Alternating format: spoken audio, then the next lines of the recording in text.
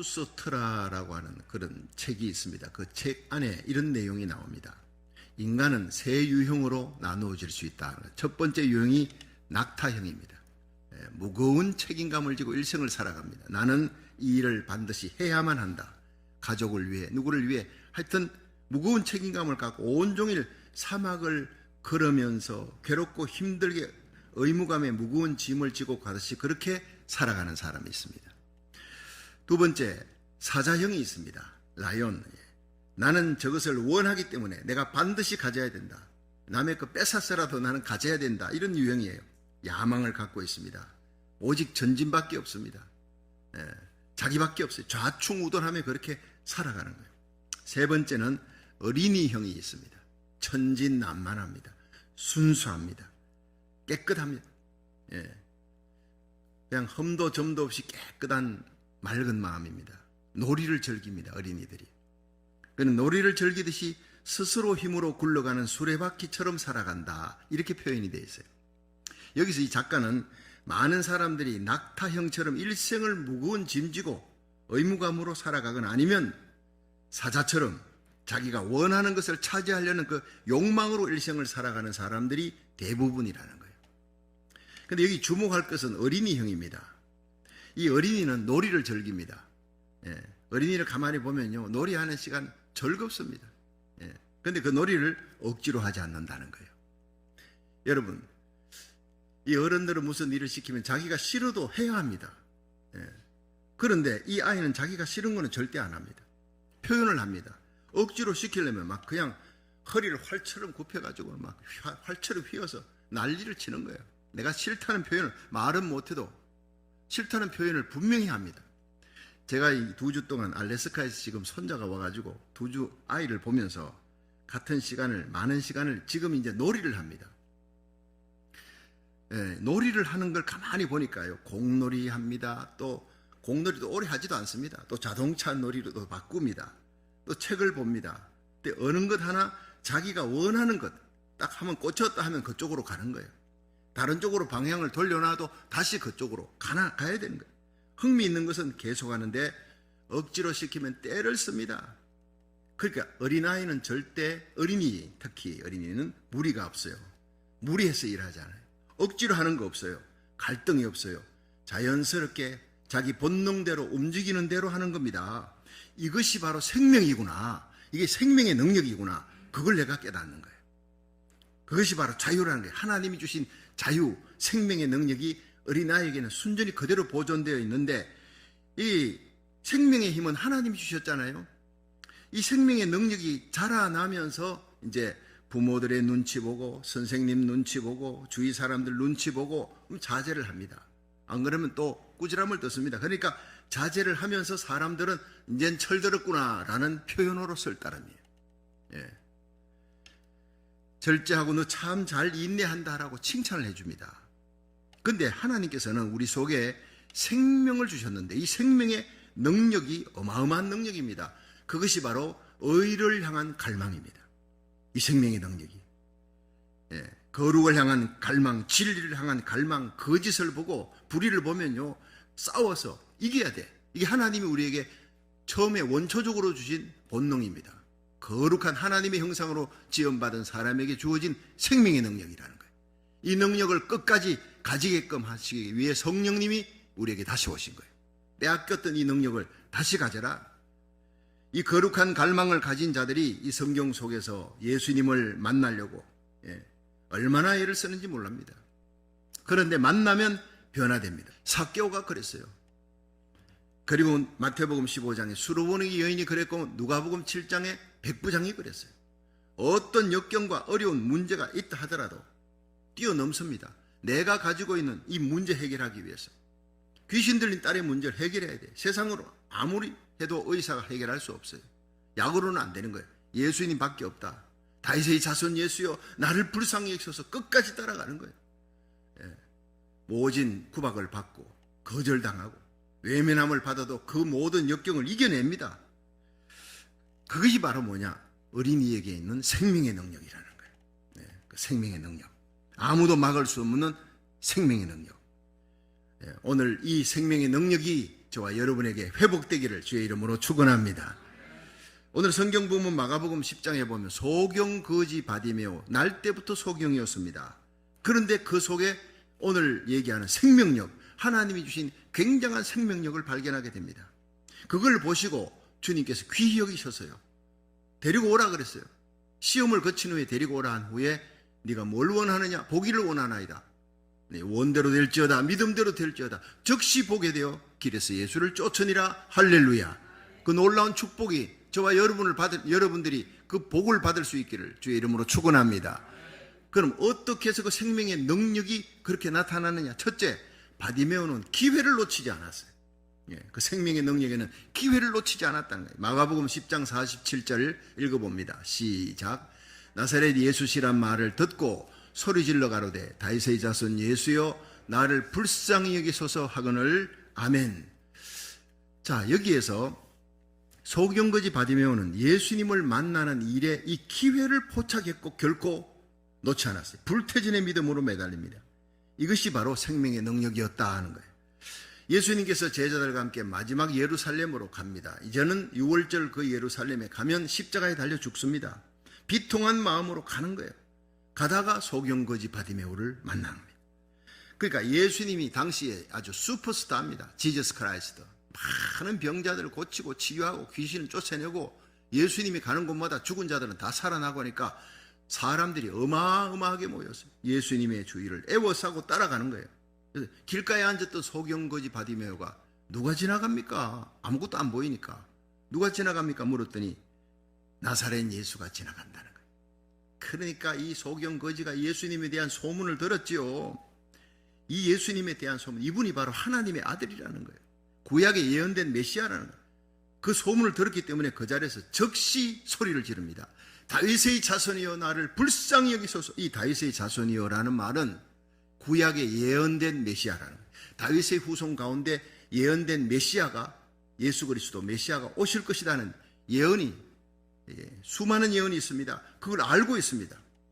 바디메오는 그 메시아가 오면 안전병이가 일어난다, 소경이 눈을 뜬다, 죽은 자가 살아난다는 구약 성경의 그 얘기를 이미 듣고 있었습니다.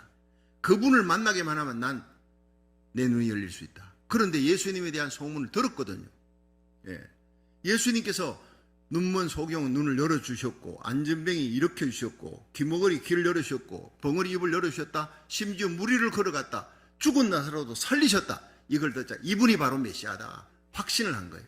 그분을 만나기만 하면 나는 내 눈이 열린다. 난 구원받는다. 치유받는다. 확신을 한 겁니다.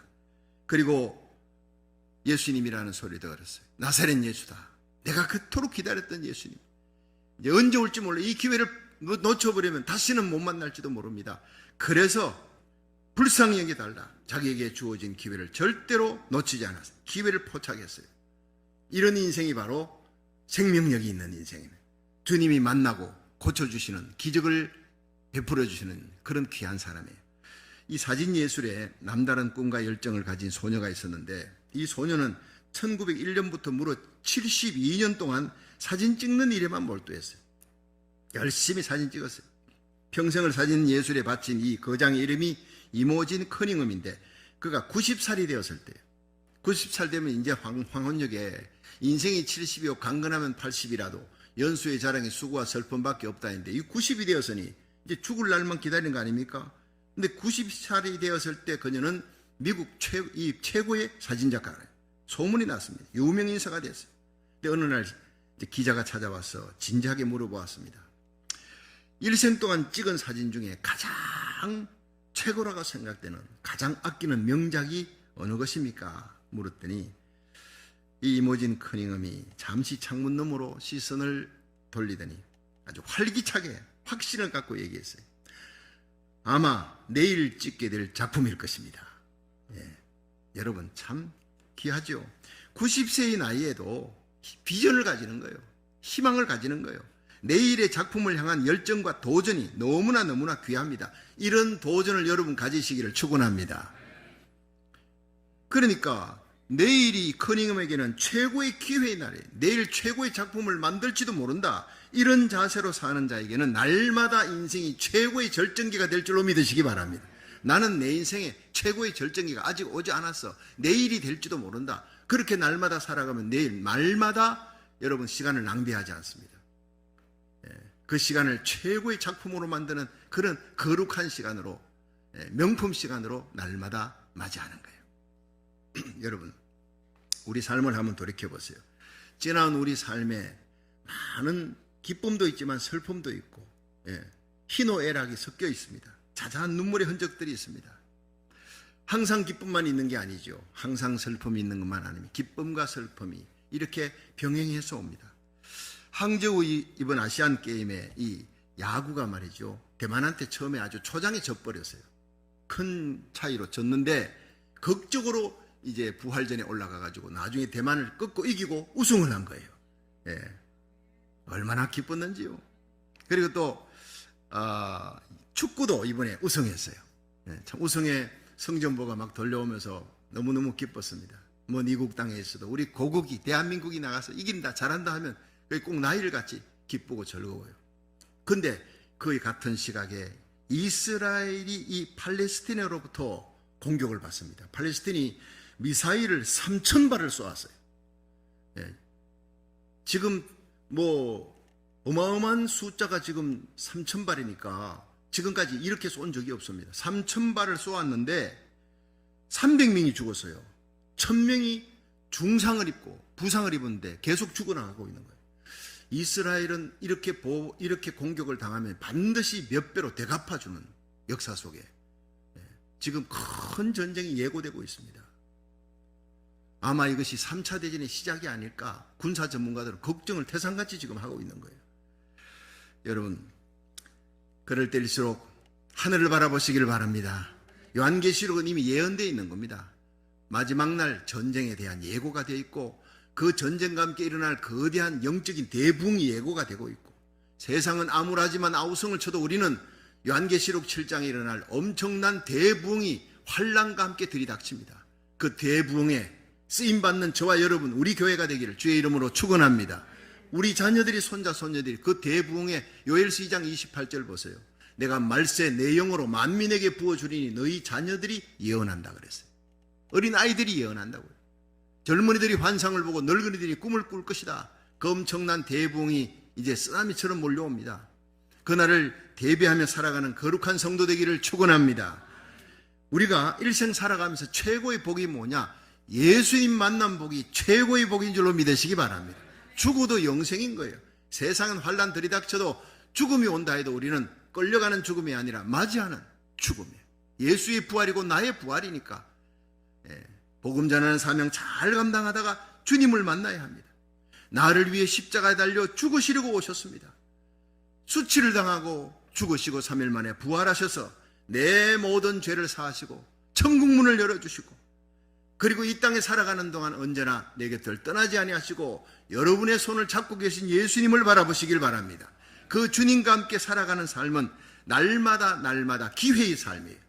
주님이 나에게 기적을 베푸신다, 부흥을 주신다, 나를 하나님이 쓰신다. 그 일생의 최고의 기적과 부흥을 이루는 하루하루가 되기를, 축복의 기회로 삼는 하루하루가 되기를 주의 이름으로 축원합니다. 두 번째, 이 바디메오는 사람의 장벽을 뛰어넘었어요. 마가복음 10장 48절 한번 보겠습니다. 시작. 많은 사람이 꾸짖어 잠잠하라 하되 그가 더욱 심히 소리질러 가로되 다윗의 자손이여 나를 불쌍히 여기소서 하는지라. 아멘. 자, 여기서 사람들이 지나가는데 이 소경거지 바디메오가 소리를 지르잖아요. 다윗의 자손이여 나를 불쌍히 여겨달라고 막 소리 지르는데 그 소리가 얼마나 컸겠어요. 어디에 예수님 계신지도 모르고 이 기회 놓치면 안 되니까 바락바락 소리를 질렀을 거예요. 어느 정도 시간이 지나가는 사람들이 막 귀가 따갑고 화를 내는 거예요. 그래서 여기 보니까 많은 사람이 꾸짖어, 적은 사람이 아니라 많은 사람이 꾸짖어서 말로 돌팔매질하는 겁니다. 막 쥐어박아. 잠잠하라. 여기 너 뭐 이 동네 난 네가 전세 냈냐? 막 그냥 소리 지르는 공격을 당하는 거예요. 왕따 되는 거예요. 아주 말로 돌팔매질을 맞고 있는 거예요. 근데 이 사람이요, 그 얘기를 듣자 어떻게 했어요? 더욱 크게 소리 질러요. 바로 이겁니다. 생명의 능력이 바로 이겁니다. 사람들이 뭐라 그러든 나는 I don't care. 예수님만 만나면 되는 거야. 더욱 크게 소리 지르는 인생. 다윗의 자손이여 나를 불쌍히 여기소서. 가슴에 소원이 있는 거예요. 내 눈이 열려야 되겠다. 예수님 이번 기회에 못 만나면 나는 이제 인생 끝이다. 예. 저 사람들이 나와 무슨 상관이냐. 사람의 장벽을 뛰어넘는 거예요. 이런 간절함이 있어야 기적이 일어날 줄로 믿으시기 바랍니다. 우리 간절한 예배, 기도를 해도 간절한 소원을 갖고 간절하게 나오는 사람은 모든 사람의 장벽, 환경의 장벽을 뛰어넘게 될 줄 믿으시기 바랍니다. 시카고에 이 어린 두 남매를 둔 가난한 부부가, 이 아들이 지금 뇌수술을 해야 되는데 수술비를 걱정하면서 이런 대화를 나눕니다. 여보, 앤드류의 뇌수술 비용이 우리가 아무리 모아도 턱없이 부족한 것 같아. 어떻게 하면 좋을지 모르겠어. 그러게요. 오직 하나님의 기적만이 우리 앤드류를 살릴 수 있을 거예요. 하나님의 기적이 필요해요. 자, 이 부모님의 얘기를 잠결에 듣고 있던 어린 소녀가, 그렇게 예뻐하던 남동생이 이 앤드류가 수술해야 되는데 수술 비용이 없어. 살릴 수 있는 방법이 뭘까? 하나님의 기적이 필요하다. 이걸 듣고 이 아이가 하나님의 기적을 살려고 자기 골방에 가서 숨겨놨던 돼지 저금통을 열어봤어요. 동전을 세어봤어요. 그리고 무릎을 꿇고 하나님께 기도했습니다. 하나님, 이 동전으로 내 동생 앤드류를 고칠 수 있는 하나님의 기적을 살 수 있게 해주세요. 그 천진난만한 기도입니다. 간절히 기도했습니다. 그 다음날 그 돼지 저금통을 품속에 넣고 근처에 있는 약국을 향해 달려갔어요. 약국에 들어서니까 이 약사가 다른 손님과 이제 얘기를 하고 있어요. 그 얘기가 끝나자 약사가 소녀를 향해서 꼬마 아가씨 뭘 도와줄까요? 이렇게 물었어요. 그러자 이제 소녀가 품속에서 돼지 저금통을 끄집어내서 내 동생이 지금 너무 아파요. 하나님의 기적이 필요하대요. 하나님의 기적만 있으면 낫는다는데 그거 살려고 왔어요. 금방이라도 눈에 눈물이 쏟아질 것 같은 그 소녀의 눈을 바라보면서 약사가, 여기는 하나님의 기적이 없어. 미안해. 하나님의 기적을 이 약국에는 팔지 않는단다. 미안하다. 나는 너를 도울 수가 없다. 자, 그때 그 약사와 얘기를 나누었던 신사가 있습니다. 그 신사가 소녀에게 이렇게 물었어요. 얘야, 동생에게 어떤 기적이 필요한지 내가 아니? 그건 잘 몰라요. 엄마 아빠가 얘기하는데 동생의 머릿속에 뭐가 자꾸 자란대요. 그래서 머리 수술을 해야 된대요. 그래? 그럼 너 돈 얼마 갖고 왔니? 예, 1달러 11센트예요. 근데 돈이 좀 모자라면 엄마한테 가서 또 더 달라고 할 수도 있어요. 그래? 그거 참 잘 됐구나. 네가 필요한 하나님의 기적은 꼭 그 돈으로 꼭 살 수 있는 거야. 딱 맞아. 걱정하지 마. 그리고 이제 신사가 이 소녀의 손을 잡고, 나를 네 집에 데려가 주지 않겠니? 내가 네 동생도 만나보고 싶고 아빠 엄마도 만나보고 싶단다. 네가 필요로 하는 하나님의 기적을 내가 사줄 수 있을 것 같아. 여러분, 이 신사가 누구냐면 자기 동생인 약사를 만나려고 시카고에 온 세계적인 명성을 갖고 있는 뇌수술 전문의였습니다. 칼 암스트롱 박사였어요. 여러분, 이거는 실화입니다. 너무나 감동의 실화. 사람이 우연이라도 어떻게 이렇게 만날 수가 있습니까? 그 어린아이가 골방에서 기도했던 기도를 하나님이 이렇게 이루어 주신 거예요. 앤드류는 그렇게 해서 기적같이 수술하고 건강을 되찾을 수 있었다는 거예요. 할렐루야. 수술비는 1달러 11센트 약속대로였습니다. 칼 암스트롱 박사는 얘기했습니다. 그 수술은 정말로 어려운 수술이었고 하나님의 기적이 없으면 이루어질 수 없는, 성공할 수 없는 수술이었습니다. 아마도 그 수술은 내가 한 것이 아닙니다. 그 소녀의 간절한 기도를 하나님이 들으시고 하나님의 기적을 베풀어 주신 것입니다. 그렇습니다. 여러분, 기적은 그것을 진정으로 원하는 사람, 가슴속에 이 어린아이처럼 소녀같이 순전한 마음으로, 간절한 마음으로 기도하는 사람에게 이루어질 줄로 믿으시기 바랍니다. 소경거지 바디메오는 자기의 벌어진 상황 한탄하지 않고 끝나지 않았어요. 예수님이 지나갑니다. 예수님을 기다렸습니다. 지나가는 예수님, 그 기회를 포착했어요. 부르짖었어요. 아무리 많은 사람들이 주위에서 핍박을 해도, 잠잠하라 방해해도 그 장벽을 뚫고 가는 생명력이 있습니다. 더욱 소리내어 외치는 열정으로, 그 생명력으로 예수님 앞에 서게 되자 그 눈이 열리게 되고 예수님을 따르게 된 줄로 믿으시기 바랍니다. 시편 50편 15절에 환난 날에 나를 부르라. 내가 너를 건지리니 네가 나를 영화롭게 하리라 그랬어요. 잠언 8장 17절에 나를 사랑하는 자들이 나의 사랑을 입으며 나를 간절히 찾는 자가 나를 만날 것이니라 했어요. 오늘 하나님 만나는 예배, 주님을 만나는 예배, 기적을 체험하는 예배 되기를 축원합니다. 역대하 16장 9절에 여호와의 눈은 온 땅을 두루 감찰하사 전심으로 자기를 찾는 자에게 능력을 베풀어 주시느니라. 불치병 난치병도 고쳐주시고 기적을 베풀으시고 부흥을 주시는 하나님을 믿으시기 바랍니다. 우리의 삶 속에 어려운 역경이 생기고 방해의 장벽이 생길지라도 소경거지 바디메오처럼 그 장벽을 뛰어넘어 예수님을 만남으로 주님의 도움으로 기적을 체험하고 간증하는 저와 여러분이 될 수 있기를 주의 이름으로 축원합니다. 마지막 세 번째, 이 바디메오는 분명한 소원을 말했습니다. 그래서 기적을 체험한 거예요. 마가복음 10장 51절 52절 두 줄 한번 읽어봅니다. 시작. 예수께서 일러 가라사대 내게 무엇을 하여 주기를 원하느냐. 소경이 가로되 선생님이여 보기를 원하나이다. 예수께서 이르시되 가라 내 믿음이 너를 구원하였느니라 하시니 저가 곧 보게 되어 예수를 길에서 쫓으니라. 아멘. 자, 드디어 예수님께서 소경거지 바디메오의 부르짖은 소리를 들으시고 그를 내게 데려오라 하셨어요. 그를 내게 데려오라. 그러니까 누가 데려갔겠습니까?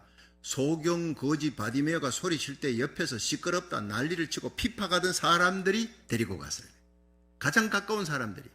여러분, 지금 여러분을 힘들게 하고 어렵게 하는 사람, 그 사람 바라보지 마세요. 더욱 기도하시길 바랍니다. 간절히 기도하면 주님께서 응답 주시고 날 부르는 날 나를 핍박하고 힘들게 했던 그 사람들이 여러분을 높이게 될 것입니다. 예, 그렇습니다. 이게 하나님의 역사입니다. 근데 소경거지 바디메오가 겉옷을 벗고 뛰어 일어나 예수님께 달려갔습니다. 예수님께서 우리를 부르실 때 우리는 겉옷 같은 우리의 거칠애를 벗어야 돼요. 옛사람의 생각 벗어야 돼요. 자만, 위선, 거짓, 체면 이런 거 겉모습 다 버리고 어린아이처럼 뛰면서 기뻐하며 즐거워하며 주님의 품에 안기기를 주의 이름으로 축원합니다. 소경거지 바디메오가 예수님이 부르신다 그러니까 겉옷을 벗고 뛰어갔어요. 예수님이 네게 무엇을 하기를 원하느냐, 내가 뭘 해주기를 원하느냐 하니까 그냥 두말할 것도 없어요. 선생님이여 보기를 원하나이다. 내 믿음대로 될지어다. 여러분, 그 시로 눈이 열리는 겁니다. 눈을 뜨고 보기를 원한다는 그 목적의식, 다른 게 아니었습니다. 예수님 만난 일에, 오늘 예배 드리는 일에 분명한 목적의식을 갖고 예배 드리고 기도할 수 있기를 주의 이름으로 축원합니다. 그런 사람의 기도를 하나님이 듣는 거예요. 유정란, 무정란이 있잖아요. 유정란이 뭡니까? 20일 딱 되면은요, 그 어미닭 품속에서 딱 병아리가 나오는 게 유정란입니다. 근데 무정란은 50일을 품어 있어도 무정란은 정란이 없기 때문에 안 깨어나는 거예요. 여러분의 예배가 유정란 예배가 돼야 합니다. 생명력을 갖고 목적의식을 갖고 하나님의 영광을 위해 간절한 소원을 갖고 예배드리고 기도해야 하나님이 역사하는 거예요. 여러분, 열왕기상 18장에 엘리야의 기도가 어떤 기도입니까? 바알 선지물이 450명, 그 뒤에 아합과 이세벨이 어마어마한 군대가 있습니다. 세상 권세입니다. 그러나 엘리야는 홀로입니다. 그들이 하루 종일 부르짖지만 바알에게는 능력이 없어요. 불씨도 떨어지지 않습니다. 그때 저녁 소재 드릴 때 다 정리하고 12돌을 쌓고 거기다가 나무를 버리고 송아지를 위에 얹어. 여러분, 그게 뭡니까? 도랑을 팠어요. 회개하는 도랑을 파는 거예요. 그리고 돌 위에다가 12돌은 약속이 신실한 하나님, 12지파, 그리고 소를 얹었습니다. 그건 바로 번제물인 예수 그리스도예요. 회개하는 심령 속에 나무같이 사모하는 마음, 간절한 마음, 12돌 약속을 부여잡고 그 다음에 예수 그리스도의 이름으로 기도할 때 하늘에 불이 떨어지는 거예요. 그 기도하는 내용이 보면 아브라함의 하나님, 이삭의 하나님, 야곱의 하나님, 하나님이 진정 살아계신 하나님인 것과 내가 하나님의 참 종인 것을 이 무리들로 하여금 알게 하옵소서. 이 땅이 이렇게 황폐하게 된 것은 죄악 때문입니다. 이 죄악을 용서하시고 하나님이여 이 땅에 다시 한번 성령의 바람이 불 수 있도록 하나님이 살아계심을 이 백성들로 알게 하여 주시고 보여주옵소서. 그 기도 빨리 읽으면요 28초도 안 됩니다. 그러나 참사랑이 있고 간절함이 있는 기도, 생명력이 있는 기도에 하늘에 불이 떨어진 줄로 믿으시기 바랍니다. 450명 기손 시내에 끌고 와서 450명 그 바알 선지 무리들 다 죽여버린 거예요. 그리고 하늘에 엄청난 소낙비, 축복의 소낙비가 쏟아져 내린 것입니다. 대부흥이 오기를 원합니까? 축복의 소낙비가 쏟아지기를 원합니까? 우리의 죄를 회개하고 약속의 하나님의 말씀 부여잡고 여러분 사모하는 마음으로 간절한 마음으로 예수의 피를 부여잡고 십자가 부여잡고 기도할 때 성령의 불이 임할 줄로 믿으시기 바랍니다. 그렇습니다. 누가복음 7장 백부장의 기도도 마찬가지예요. 내가 이스라엘 전역에 이만한 믿음 만나본 적이 없다. 예수님이 그 칭찬하니까 백부장의 죽어가던 하인이 거시로 나으니라. 주님께 인정받는 예배, 주님께 칭찬받는 기도가 중요한 거예요. 바울의 소원이 뭡니까? 빌립보 1장 20절 나의 간절한 기대와 소망을 따라 아무 일이든지 부끄럽지 아니하고 진실한 삶 전에와 같이 이제도 온전히 담대하여 살든 죽든 내 몸에서 예수 그리스도가 존귀 되는 삶 나의 삶의 이력에서 내가 아니라 예수의 이름이 존귀 되는 삶을 사시기를 축원합니다. 이는 사는 것이 그리스도니 죽는 것도 유익함이라. 살아가는 것도 주님의 영광이지만 죽을 때도 하나님의 영광을 위해 살아가는 바울의 삶 그렇게 되었습니다. 저와 여러분의 소원이 이 바울의 소원이 되기를 주의 이름으로 축원합니다. 여러분이 드리는 이 예배와 기도가 바디메오처럼 기회를 놓치지 않는 믿음, 사람의 장벽, 그 환경의 어려움, 역경 이걸 뛰어넘는 믿음, 분명한 소원을 선포하는 믿음으로 하나님 앞에 나와 기도하고 예배드림으로 응답받는 놀라운 축복이 있기를 주의 이름으로 축원합니다.